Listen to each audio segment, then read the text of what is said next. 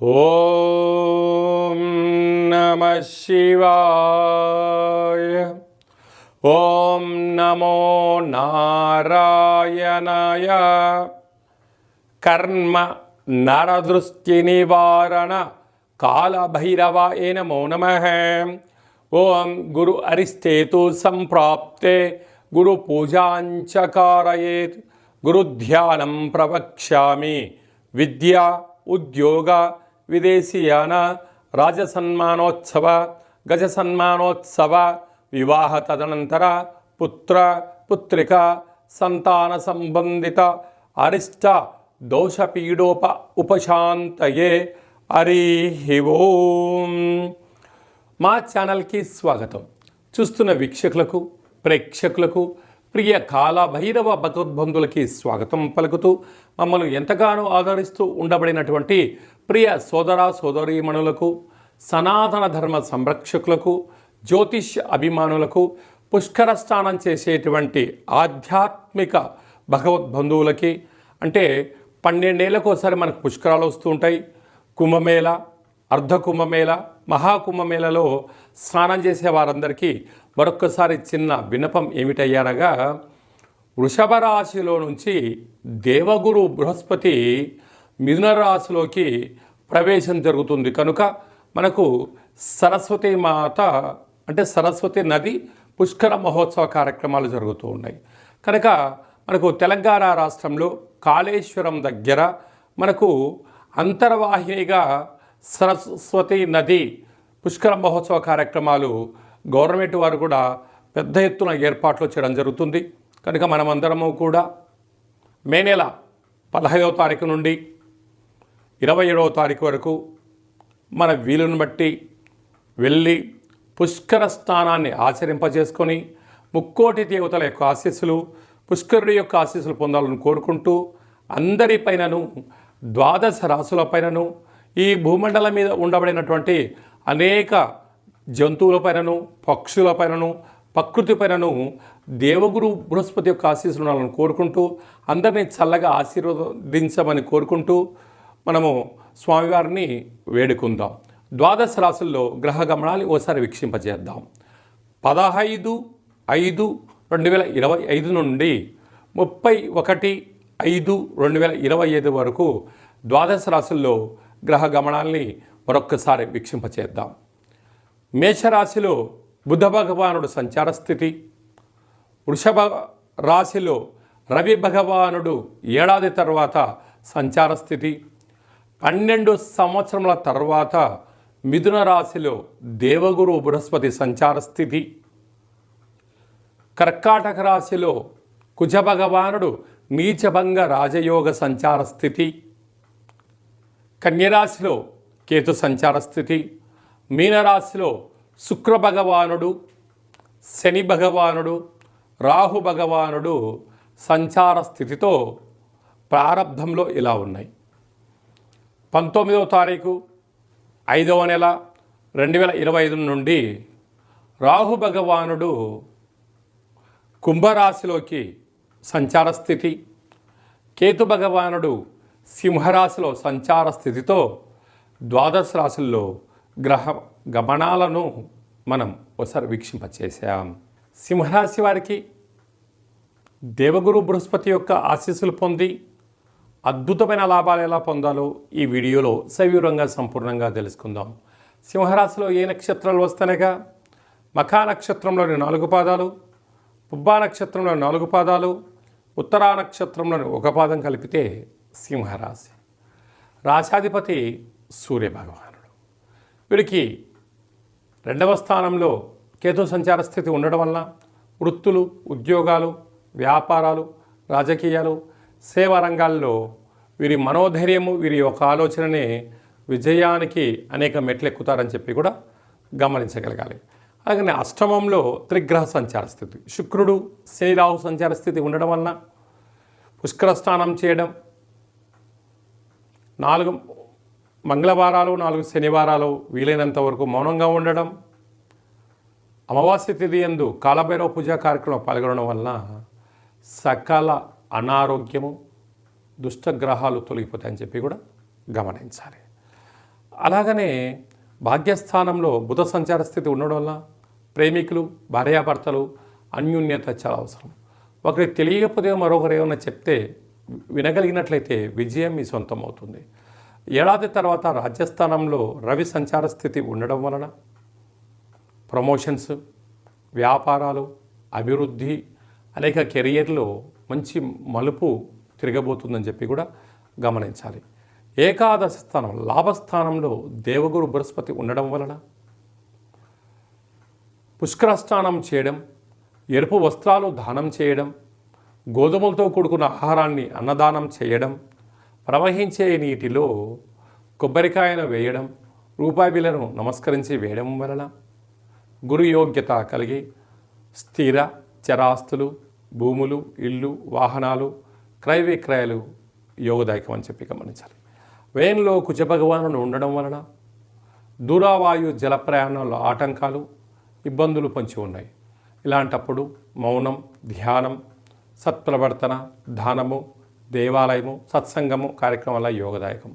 ప్రభుత్వ ఉద్యోగాలు చేసేవారు, ప్రైవేట్ రంగంలో ఉండబడిన వారు, ప్రమోషన్స్ కోసం ప్రయత్నం చేసేవారు ఓపిక, పట్టుదల, సహనం వలన అన్నింటా విజయం సింహరాశి వారు సొంతమవుతుందని చెప్పి గమనించాలి. మే మాసంలో ద్వితీయార్థంలో ముఖ్యమైనటువంటి పండుగల నుంచి క్లుప్తంగా, సవివరంగా, సంపూర్ణంగా తెలుసుకుందాం.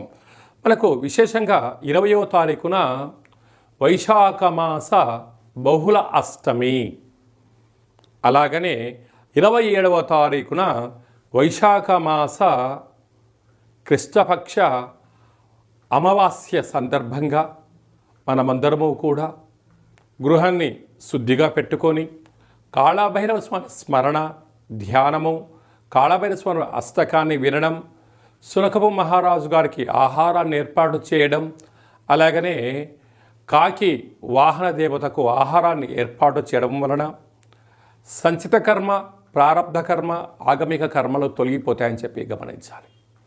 అలా లేదు అనుకుంటున్న వారందరూ కూడా మన యొక్క దేవాలయంలో నిత్యము కాళభైరవ హోమ కార్యక్రమాలు జరుగుతూ ఉంటాయి. ఈ కింది నెంబర్ను సంప్రదించినట్లయితే మీకు వీడియో కాల్ చేసి స్వామివారి యొక్క దర్శనం చేయించి మీరు అనుకున్న అన్ని పనులను విజయం సాధించేటువంటి కాళభైరవ హోమ కార్యక్రమాన్ని చేయించడం జరుగుతుందని చెప్పి కూడా గమనించాలి. అదే కాకుండా మనకు 15వ తారీఖు నుంచి 27వ తారీఖు వరకు మనకు సరస్వతి నది పుష్కరాల సందర్భంగా వీలైనంత వరకు వెళ్దాం, స్నానం చేద్దాం.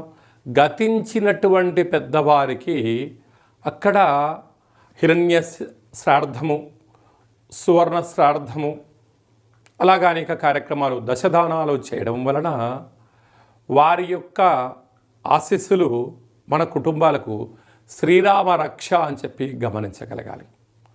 అలా వెళ్ళలేనటువంటి వారందరికీ కూడా మనము ఆదివారము, మాస శివరాత్రి ఆదివారం సందర్భంగా అక్కడ కాళేశ్వరం దగ్గర ఇలాంటి కార్యక్రమాలు ఏర్పాటు చేయడం జరిగింది.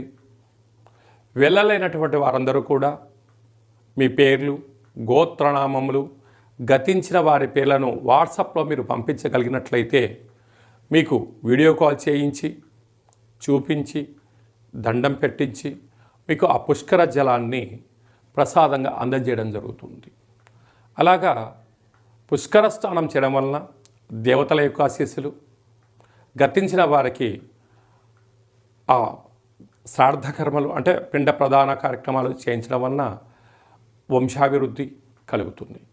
అలాగనే స్మరణ, ధ్యానము, స్నానము వలన మనస్సు ప్రశాంతత కలిగి దేవగురు యొక్క ఆశీస్సుల వలన అఖండమైన విద్య, ఉద్యోగ, విదేశీయాన, రాజసన్మాన, రాజకీయ, పుత్రిక సంతాన దోషాలు, పిల్లల యొక్క చదువులు, పిల్లల యొక్క అభివృద్ధి, తల్లిదండ్రుల నుంచి మనకు వచ్చేటువంటి స్థిర చరాస్తులలో ఉండబడిన ఆటంకాలను కూడా తొలగిపోతాయని చెప్పి గమనించాలి. కనుక మనం అందరము కూడా పుష్కర స్నానాన్ని చేద్దాం, ఆచరిద్దాం. సనాతన ధర్మంలో ఉండబడినటువంటి ఆధ్యాత్మిక శక్తిని సంపాదిద్దాం, అఖండ ఆయురారోగ్య శక్తిని పొందాలని కోరుకుందాం. అలాగనే ఇంకనూ మనం విజయం సాధించగలగాలి అన్నట్లయితే యొక్క పాత్ర కంచు పాత్ర అంటారు. అందుకే కంచు మోగినట్టు కనకంబు మోగదు గదరా సుమతి అని చెప్తారు. అలాగే ఈ యొక్క కాలభైరవ స్వామి వారి యొక్క అక్షయ పాత్రను గృహంలో ఉంచుకొని ప్రతిరోజు ఉదయం కుదరలేదు సాయంత్రం పూట ఇలా శబ్దం చేయడం వలన ఓంకార శబ్దం రావడం జరుగుతుంది.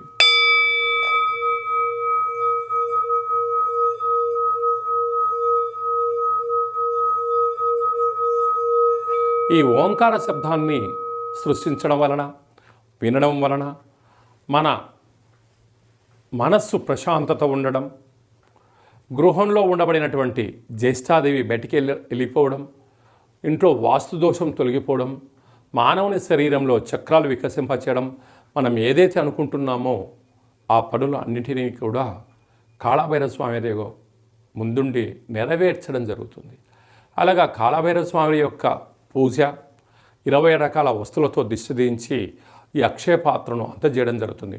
కనుక మనమందరము కూడా అక్షయ పాత్రను ఇంట్లో ఉంచుకుందాం, అష్ట కష్టాలకు స్వస్తి పలుకుదాం, అష్టైశ్వర్యాలకు స్వాగతం పలుకుదాం.